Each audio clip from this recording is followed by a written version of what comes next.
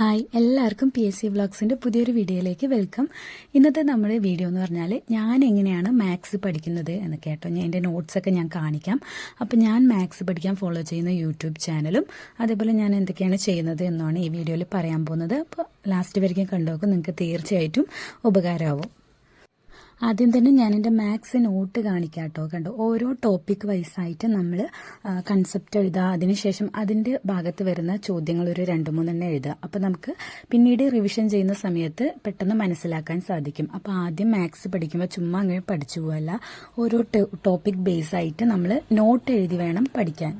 ഉറപ്പായും മാത്സിന് വേണ്ടി ഒരു നോട്ട് നമ്മൾ മാറ്റി വെക്കണം കേട്ടോ. അപ്പോൾ ഞാൻ നോട്ട് എഴുതിയതൊക്കെ നിങ്ങൾക്ക് കാണുന്നുണ്ടാവും. നമുക്കിതേപോലെ ഹൈലൈറ്റ് ചെയ്തിട്ടൊക്കെ ഫോർമുലയൊക്കെ എഴുതി വെക്കാം. അപ്പോൾ നമുക്ക് പെട്ടെന്ന് തന്നെ റിവിഷൻ ചെയ്യാനും അതേപോലെ നോക്കാനും വായിക്കാനൊക്കെ എളുപ്പമായിരിക്കും.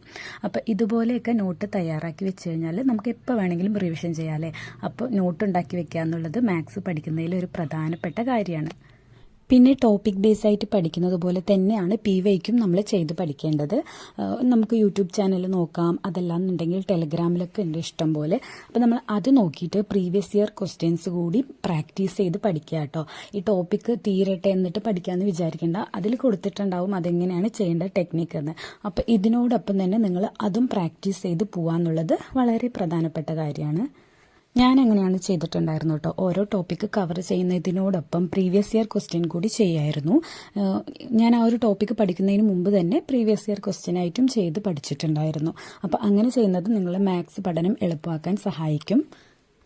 പിന്നെ ഞാൻ ചെയ്തുകൊണ്ടിരുന്നത്, നമുക്ക് റീസെൻ്റ്ലി നടന്ന എക്സാമുകൾ ഉണ്ടല്ലോ, ഒരു എക്സാം നടന്നു കഴിഞ്ഞാൽ അന്ന് വൈകിട്ട് അല്ലെങ്കിൽ പിറ്റേ ദിവസം തന്നെ ആ ഒരു എക്സാമിൻ്റെ മാത്സ് ക്വസ്റ്റ്യൻസ് മൊത്തത്തിൽ നമ്മൾ അനലൈസ് ചെയ്യണം. എങ്കിലും മാത്സ് നമ്മൾ വർക്കൗട്ട് ചെയ്ത് നോക്കുക. ഇനി നമുക്കത് കിട്ടിയില്ലെങ്കിൽ നമ്മൾ അപ്പം തന്നെ യൂട്യൂബിൽ സെർച്ച് ചെയ്ത് അതിൻ്റെ സോൾവ് ചെയ്യുന്ന എല്ലാ വീഡിയോസും ഉണ്ടാവും. അപ്പം അത് നോക്കിയിട്ട് എങ്ങനെയാണ് അതൊക്കെ സോൾവ് ചെയ്യുന്നതെന്നുള്ളത് അപ്പം തന്നെ പഠിച്ചെടുക്കുക എന്നുള്ളതാട്ടോ. പിന്നീടത്തേക്ക് മാറ്റി വെക്കരുത്. അപ്പം തന്നെ ആ ഒരു ക്വസ്റ്റ്യൻ എങ്ങനെയാണ് ചെയ്യുന്നത് എന്നുള്ളത് നമ്മൾ പഠിച്ചെടുക്കണം. ഞാൻ അങ്ങനെ ചെയ്യാറുണ്ട്. അപ്പോൾ നിങ്ങളിങ്ങനെ ചെയ്യൂ കേട്ടോ, ഉറപ്പായിട്ടും നിങ്ങളുടെ പഠനത്തിൽ മാറ്റം വരും. പിന്നെ ഇഷ്ടം പോലെ യൂട്യൂബ് ചാനലുകൾ ഉണ്ടല്ലേ, അപ്പോൾ അതൊക്കെ നമ്മൾ ഫോളോ ചെയ്യുക. അങ്ങനെ ഞാൻ നിങ്ങൾക്ക് പറഞ്ഞു തരുന്ന ഒരു ചാനലാണ് ഈ ഒരു ചാനൽ കേട്ടോ, ASEC മാത്സ് എന്ന് പറഞ്ഞിട്ട്. ഈ ഒരു ചാനലിൽ പ്രീവിയസ് ഇയർ ക്വസ്റ്റ്യനും അതേപോലെ എക്സാം നടന്നു കഴിഞ്ഞാലുള്ള ക്വസ്റ്റ്യൻസ് ഒക്കെ ഇടാറുണ്ട്. അപ്പോൾ അത് നിങ്ങൾ ഫോളോ ചെയ്തോളൂ. അതേപോലെ തന്നെ നമ്മുടെ ട്രിക് ടേണിൽ ടോപ്പിക് ബേസ് ആയിട്ടും അതേപോലെ പ്രീവിയസ് ഇയർ ക്വസ്റ്റ്യൻസും ഒരു എക്സാം നടന്നു കഴിഞ്ഞാലുള്ള അനാലിസിസ് ഒക്കെ ആയിട്ട് ഇടാറുണ്ട്. അപ്പോൾ ഈ 2 ചാനൽ നിങ്ങൾ ഉറപ്പായിട്ടും ഫോളോ ചെയ്തോളൂ, നിങ്ങൾക്ക് നല്ല ഉപകാരപ്രദമാവും. പിന്നെ ഇതുപോലെ തന്നെ ഏറ്റവും നല്ലൊരു ചാനലാട്ടോ, ടോപ്പിക് ബേസ് ആയിട്ട് റിവിഷനും അതേപോലെ തന്നെ പ്രീവിയസ് ഇയർ ക്വസ്റ്റ്യൻസ് ഒക്കെ ചെയ്യിക്കുന്ന ഒരു ചാനൽ കൂടി ഉണ്ട്, അതുകൂടി ഞാൻ കാണിക്കാം.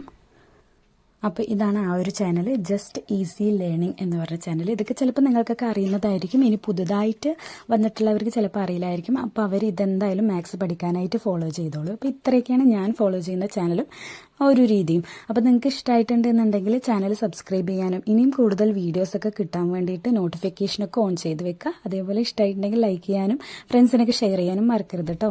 ബൈ.